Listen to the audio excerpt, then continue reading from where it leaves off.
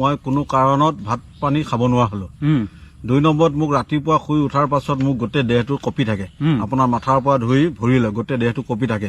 মই যেতিয়া কিবা এটা পকাই গৈ এলকহলৰ জেগাটো পামগৈ, তাত যেতিয়া মই দেহত এলকহল ল'ম, লোৱাৰ লগে লগেহে মোৰ ষ্ট্ৰং ফিটনেছটো আহে। 1.5 বছৰৰ ভিতৰত মই এটা হিচাপ কৰিছিলো, আমাৰ 17জন ল'ৰা, মোৰ বয়সীয়াল 17জন ল'ৰা আমাৰ চৰাইবাহী অঞ্চলত এই পৃথিৱীৰ পৰা বিদায় মাগিছে অকল এলকহলৰ কাৰণে। 1.5 বছৰ 17জন ল'ৰা পৰিছে অল চৰাইবাহী অঞ্চলত। মই নিজে এটা হিচাপ কৰিছিলো, 17জন পাইছো, য'ত কোনোবাই তাত হয়তো কাৰোবাৰ বিয়া পতা 6 মাহ হৈছে, কাৰোবাৰ বিয়া পতা 2 মাহ হৈছে, কোনোবাই বিয়া পতা নাই, আৰু কোনোবাই পাঠিৰ বাচ্চা এটা জন্ম হৈছে। তেনেকুৱা স্থলত তেওঁলোকক এৰি পেলাই এই সংসাৰ ত্যাগ কৰিছে। আৰু এইটো এটা পিপলেন ডিজিজ হয়। পিপলেন ডিজিজ এইটো আপোনাৰ আসক্তি কৰে, ই আমাতকৈ উচ্চ শক্তি হয়, ই আমাক বস্তুটো টানি থাকে। আমাক এটা চম্বুকৰ নিচিনা ই আকৰ্ষণ কৰে যে এই টাইমটোত ইয়াক আমি লৈ যাওঁ, কিন্তু আমি নাযাওঁ, আমাক লৈ যায়। আমাৰ যিটো ডিজিজটো বেমাৰটোৰ ভিতৰত আছে ন, এই বেমাৰটো আমাক টানি লৈ যায়।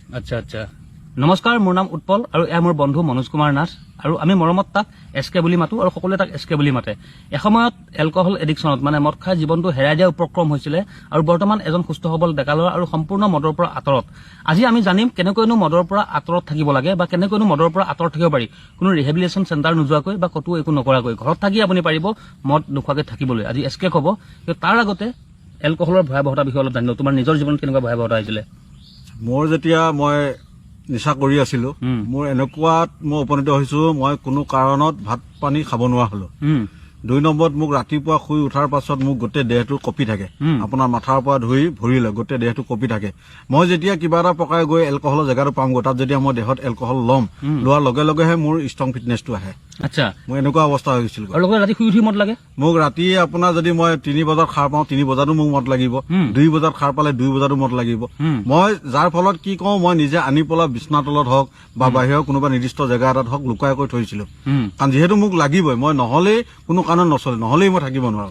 কিন্তু এতিয়া মন নাযায় একেবাৰে। এতিয়া মোৰতো কোনোবা 2জন বন্ধুৱে যদি মোৰ চকুৰ আগত খায়ো আছিলে, বা কোনোবা যদি এটা জেগাত যাওঁতে যদি কোনোবা 2জন বেলেগে খানা চানা খাই তাত পাৰ্টিও চলি আছে, তথাপিও মোৰ সেই বস্তুটো নাহে মোৰ মনলৈ। খং উঠে নে বাৰু বেলেগক দেখিলে মদ খাই? মোৰ কোনো কাৰণত খং নুঠে।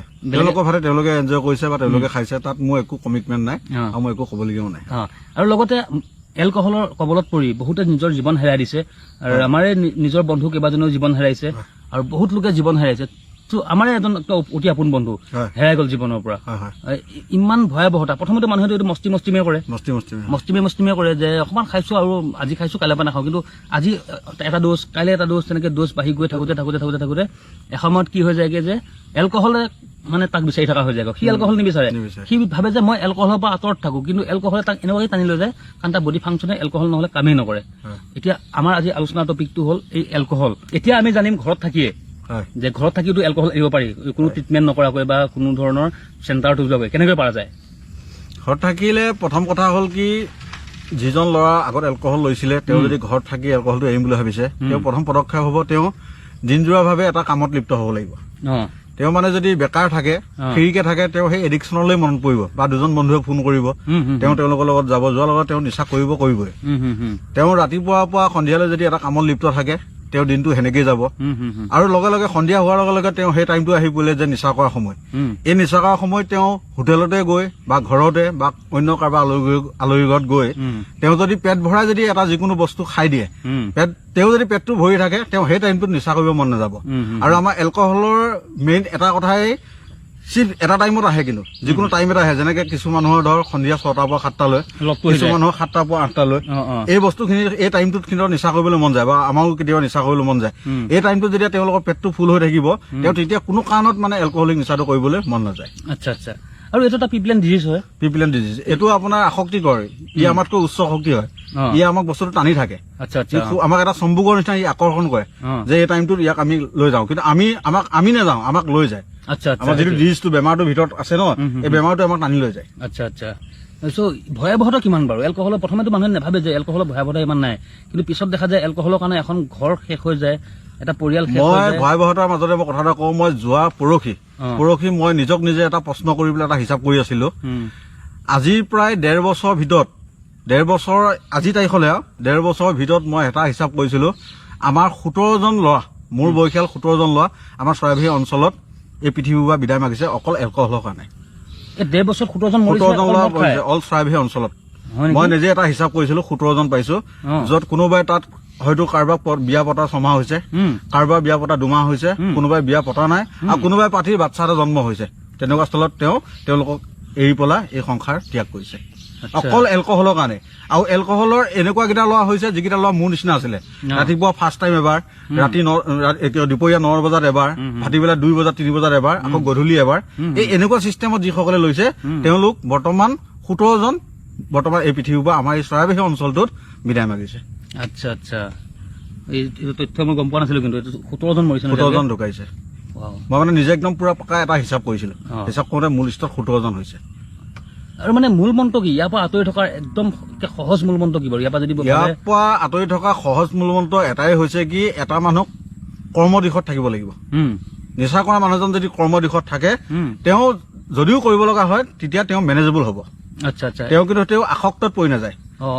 কাম কৰিছো সন্ধিয়া অলপ খালো সেইটো মেনেজেবলত আহিব। কিন্তু তেওঁ যে এডিকশ্যনত সম্পূৰ্ণ সোমাই যাব যেতিয়া নিবনুৱা হয়, তেওঁ যদি একো কামেই নকৰে, একো কামৰ যদি সংস্থাপন নাথাকে।